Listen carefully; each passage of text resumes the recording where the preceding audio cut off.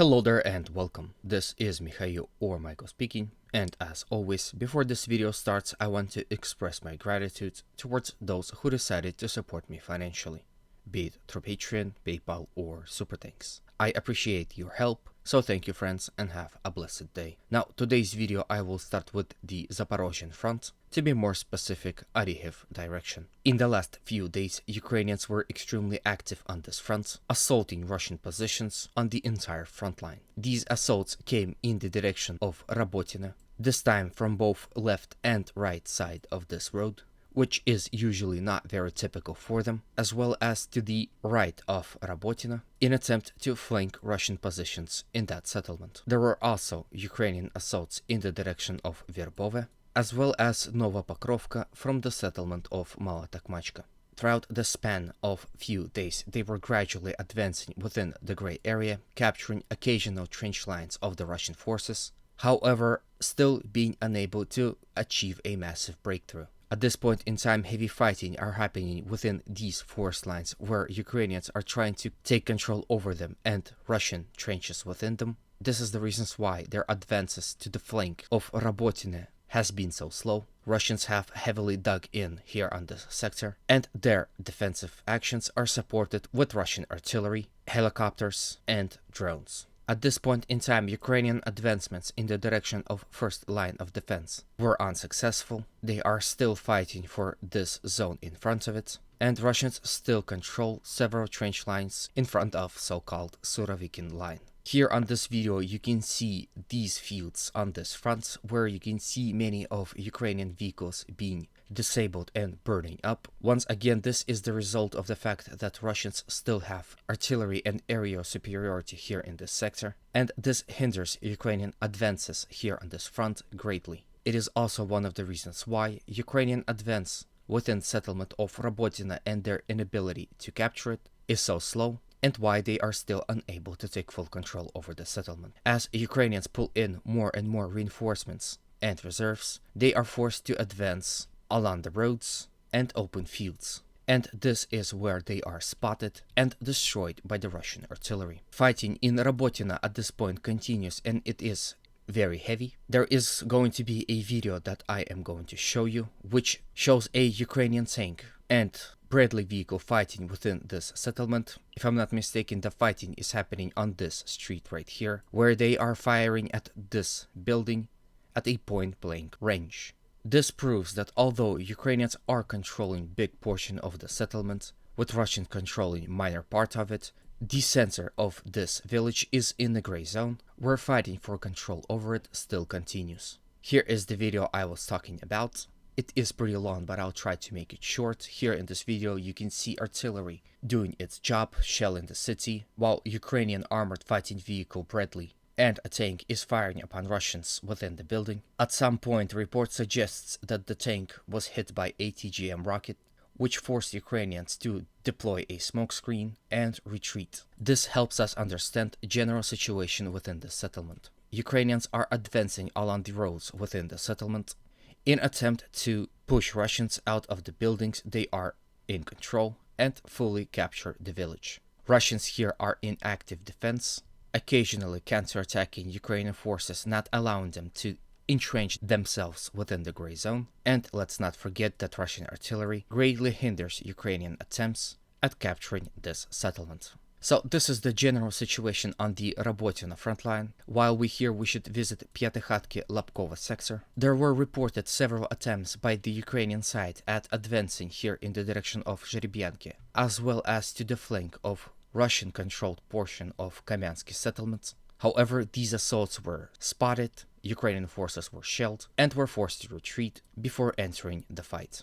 Then from here let's move to the Vremivka tactical bridgehead and discuss situation around Robotyne and Staromayorsk. In the last few days, Ukrainians continued their offensive operations here in this sector. After taking control over Robotyne, they had started assaulting Russian positions to the flanks of these settlements. Here from Robotyne in the direction of Russian positions to the east of the settlement, as well as from Staromayorsk to the west of the settlement. Few days ago, they were able to capture several Russian positions here in this sector and push Russians further away from the settlement. And in the last 24 hours, they were also successful at pushing Russians away from Staromayorsky, gaining control over some portions of the tactical heights here.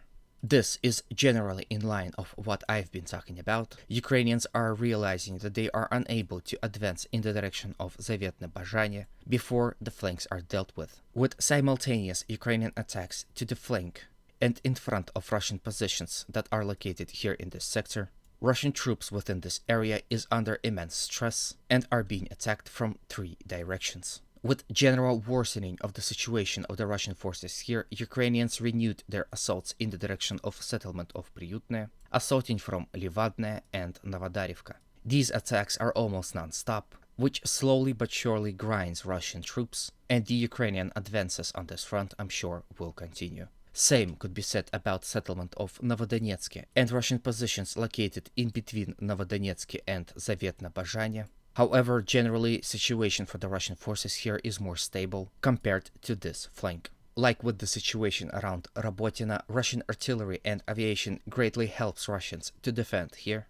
Like on this video that you can see on your screen, Ukrainian columns have a lot of trouble advancing and actually entering the battlefield without being fired upon on their way there. Here on this video you can see Ukrainian column coming under fire by the Russian artillery. Just like with the Robotyne sector, this greatly hinders their offensive capabilities here in this sector. However, with the sheer amount and persistence that they are using to assault Russian positions here on this sector, we can see gradual advances and change of territory in favor of Ukrainian side. Then from here let's move to the Bakhmut settlement and discuss the situation here. Throughout last few days there were a lot of interesting stuff happening on this front. Ukrainians were very active, so was the Russians. Ukrainians were assaulting Russian positions in the direction of Kurdyumivka and Zelenopilya, as well as Andreevka and settlement of Klishchiivka, while Russians answered them with their counterattacks, which did not allow Ukrainians to gain any ground here on this front in the last few days. There is an interesting video of a failed Russian assault that happened here to the northwest of Klishchiivka, where Russians advanced along these open fields in attempt to capture this trench line system network.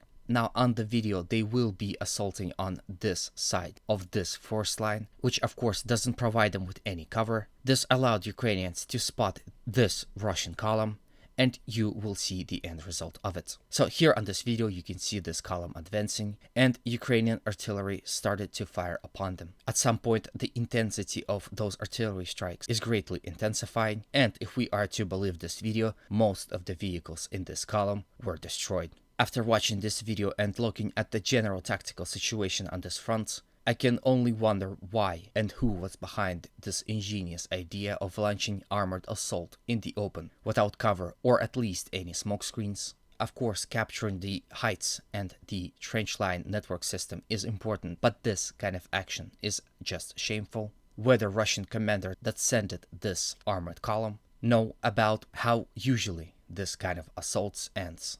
At least from the experience of the Ukrainian side, where every time they launch this type of attack, they are being completely annihilated. In any way, as a result of this back and forth, territorial changes had not appeared, and the fighting for the control of the initiative continues here on this front. Then from here, let's finally move to the Kupiansk front and discuss situation here. In the last few days, Russians were making gradual advancements to the southeast of Syn'kivka, continuing slowly enveloping the settlement. And the recent report suggests that Ukrainians decided to give up on defending the settlement because they are now in a semi-encirclement and retreated back to the settlements of Petropavlivka and rural area of Kupiansk.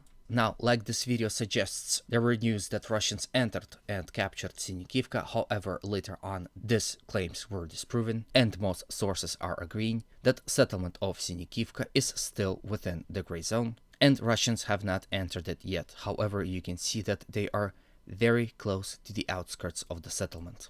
Then Russians also continued advancing along this whole front. They were advancing from Vilshana in the direction of Petropavlivka, from Pershatravny in the direction of this road and Ukrainian positions here, as well as fighting in the settlement of Kislivka, Kotlerivka and Ivanivka.